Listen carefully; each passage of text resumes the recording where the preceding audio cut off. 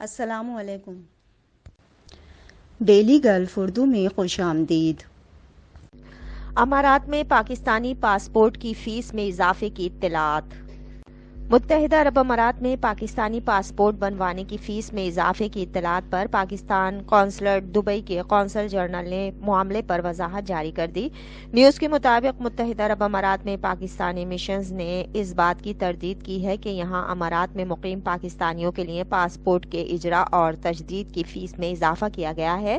اس حوالے سے Pakistan consulate Dubai کے قونصل جنرل حسن افضل خان نے کہا ہے کہ دبئی میں پاکستانی قونصل خانے اور ابوظہبی میں سفارت خانے میں پاسپورٹ کی فیس میں اضافہ نہیں کیا گیا۔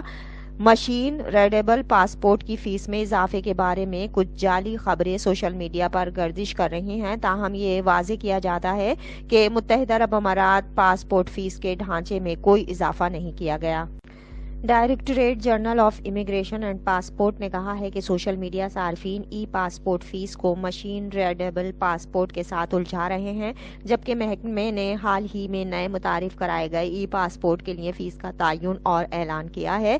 یہ صرف عام ای پاسپورٹ پر لاگو ہوگا جب اسے پورے ملک میں شروع کیا جائے گا، جبکہ مشین ریڈیبل پاسپورٹ کی فیس پہلے جیسی ہی رہے گی۔ واضح رہے کہ پاکستان نے مارچ 2022 میں ایک نئی ای پاسپورٹ سہولت کا آغاز کیا تاکہ اپنے شہریوں کے لیے سیکیورٹی اور ہموار بین الاقوامی سفر کو فروغ دیا جا سکے۔